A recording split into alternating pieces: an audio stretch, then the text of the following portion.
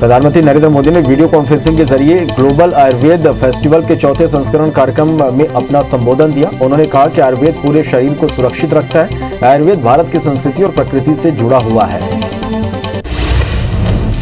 दिल्ली में आज शाम को बीजेपी केंद्रीय चुनाव समिति की बैठक होगी, जिस पर बंगाल बीजेपी के बड़े नेताओं समेत सीएम शिवराज सिंह चौहान भी शामिल होंगे।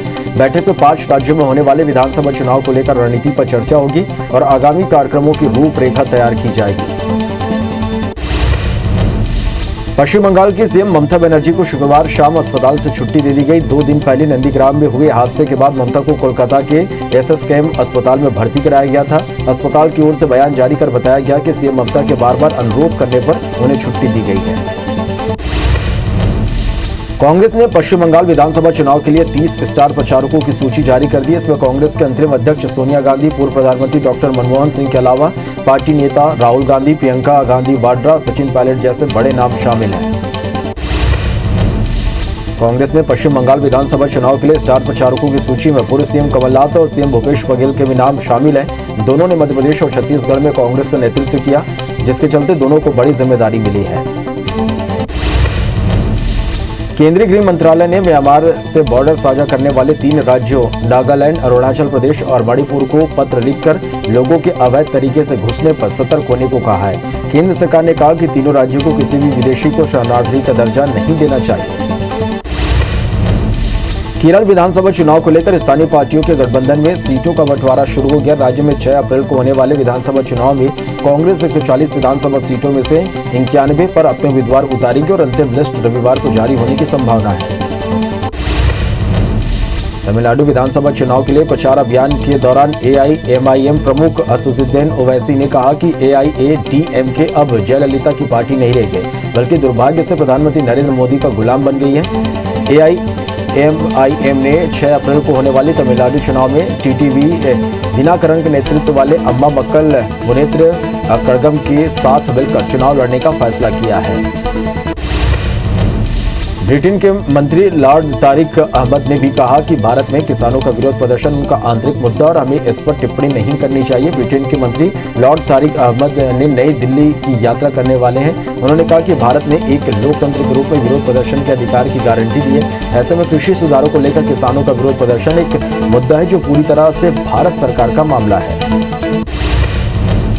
आज भारतीय किसान यूनियन के नेता राकेश टिकैत पश्चिम बंगाल जाएंगे और नंदीग्राम में किसान पंचायत में शामिल होंगे। बीते दिनों राकेश टिकैत ने कहा था कि सरकार आजकल पश्चिम बंगाल जा रखी है। उन्होंने कहा था कि हम सरकार से वहीं मिलेंगे, किसानों से बात करेंगे, एमएसपी पर खरीदी हो रही है कि नहीं।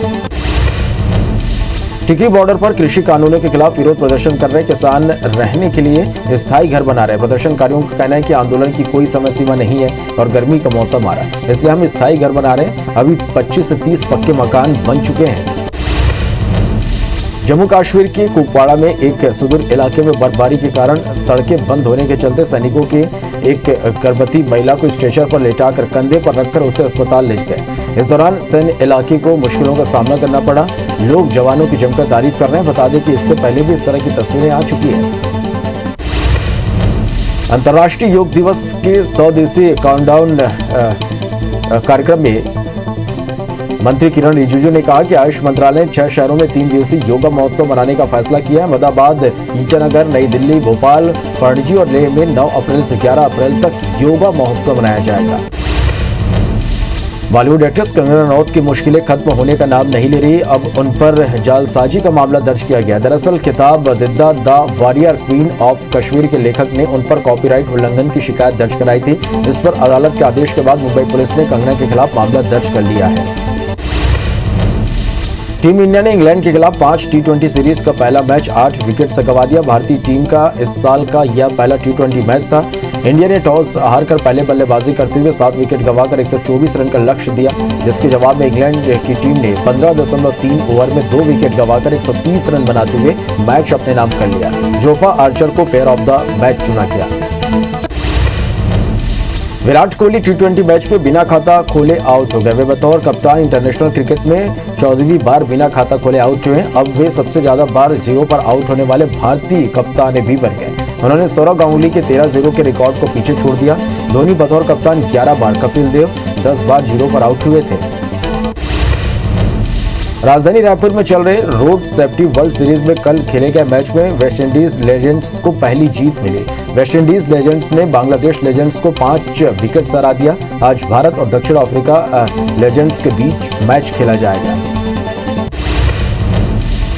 नवा रायपुर के Shaheed Veer Narayan Singh international cricket stadium में 2022 इंटरनेशनल क्रिकेट टूर्नामेंट शुरू हो सकते हैं। इंटरनेशनल क्रिकेट काउंसिल की टीम अप्रैल के पहले सप्ताह में नवा रायपुर के स्टेडियम का निरीक्षण करने आएगी।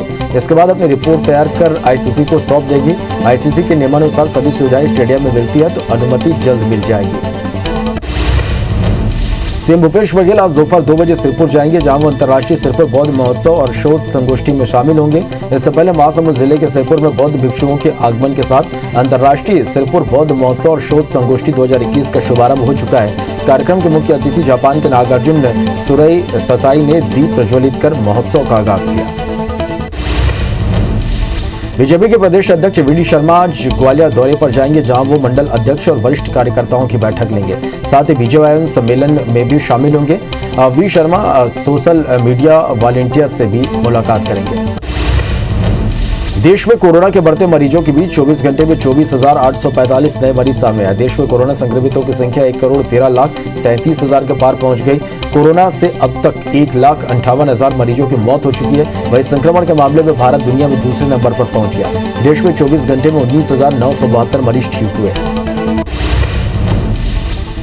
दुनिया भर में कोरोना संक्रमितों का आंकड़ा 11,95,00,000 को पार कर गया। वहीं मौत का आंकड़ा 26,50,000 को क्रॉस कर गया। अब तक दुनिया में स्वस्थ होने वालों का आंकड़ा 9,62,00,000 को पार कर गया। वहीं दुनिया में 2,07,00,000 एक्टिव मरीजों का इलाज जारी है। ब्राजील में 18 मार्च तक सारे रेस्टोरेंट और स्टोर्स को बंद कर दिया गया है। ब्राजील ने कोरोना संक्रमण के कुल केस में भारत को पीछे छोड़कर दूसरे नंबर पर पहुंच गया। ब्राजील में कल 84,047 मरीज मिले। इससे कुल संक्रमितों का आंकड़ा 1,13,68,316 पर पहुंच गया। भारत 1,13,33,491 संक्रमितों के साथ तीसरे स्थान पर है। वहीं अमेरिका में 2,99,90,597 मरीजों के साथ टॉप पर है। मध्य प्रदेश में कोरोना संक्रमण लगातार बढ़ते जा रहा है। प्रदेश में 24 घंटे में कोरोना के 603 नए केस सामने आए, जिससे संक्रमितों का आंकड़ा 2,67,000 के पार हो गया। राज्य में 360 मरीज के स्वस्थ होने से 2.5 लाख से ज्यादा लोग ठीक हो चुके हैं। प्रदेश में 2 मरीज की मौत से कुल आंकड़ा 3,883 पहुंच गया। भोपाल में 138 और इंदौर में 219 नए केस सामने आए हैं। इधर छत्तीसगढ़ में 24 घंटे में कोरोना के 447 नए मरीज से आंकड़ा 3,16,311 हो गया। वहीं एक्टिव मरीजों की संख्या 3,577 हो गई। 5 मरीज की मौत से आंकड़ा 3,880 पहुंच गया। राज्य में 369 मरीजों के डिस्चार्ज होने के से आंकड़ा 3,08,854 हो गया। राजधानी रायपुर में 121, दुर्ग में 106 और राजनांदगांव में 17 नए मरीज मिले हैं। महाराष्ट्र में 15,817 नए केस से 22,82,000 लोग संक्रमित हो गए हैं। राज्य में 56 मौत के साथ अब तक 52,723 मरीजों की मौत हो चुकी है।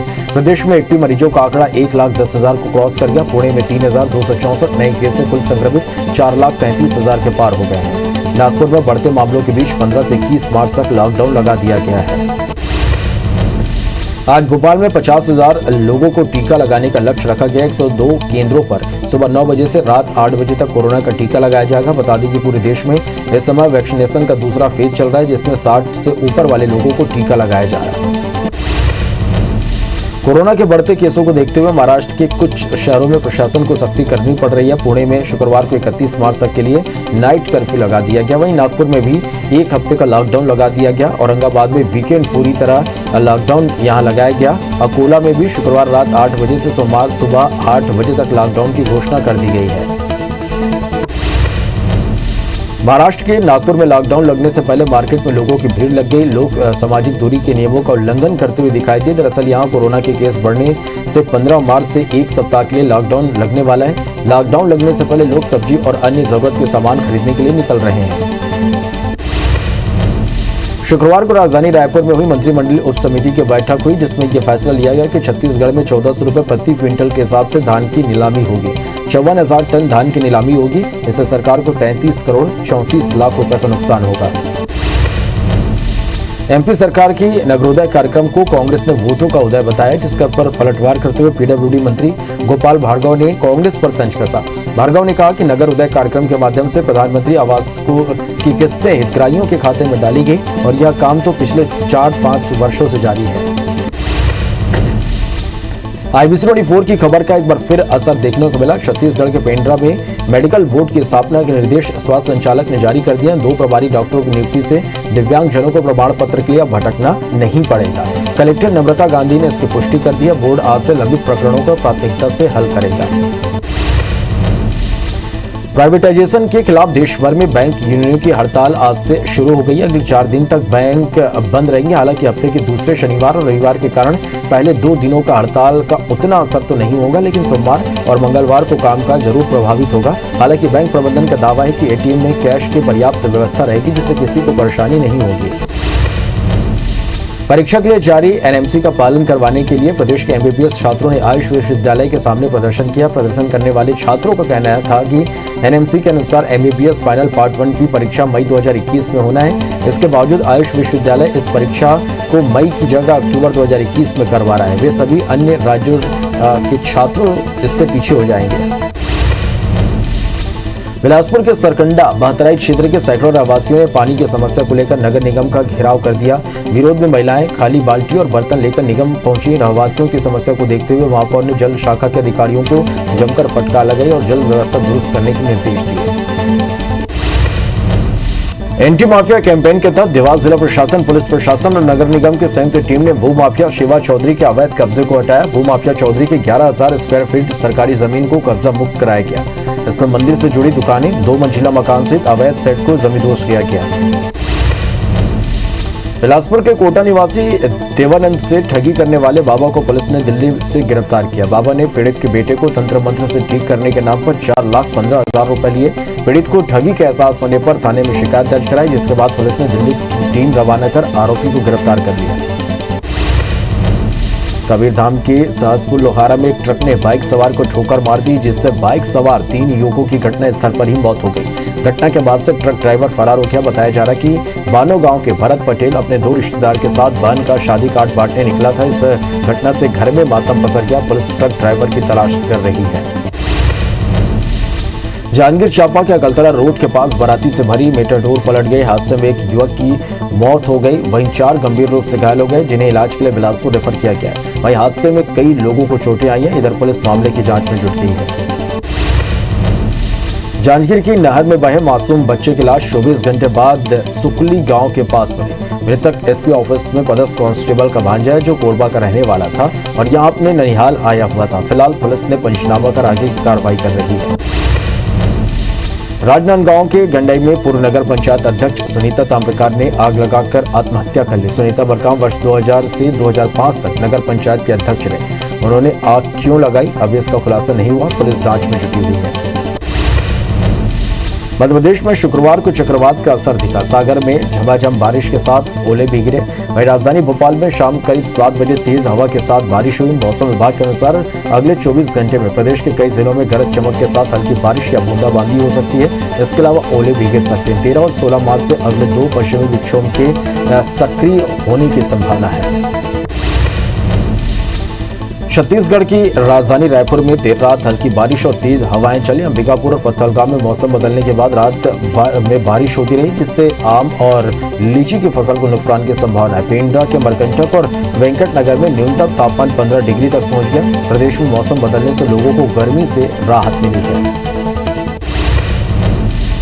इंदौर के एक बस कारखाने में आग लग गई, जिसके बाद सूचना पर पहुंची फायर ब्रिगेड की टीम ने आग पर काबू पाया। आग लगने से 5 बसें जलकर खाक हो गई। विजयनगर थाना इलाके में यह कारखाना है।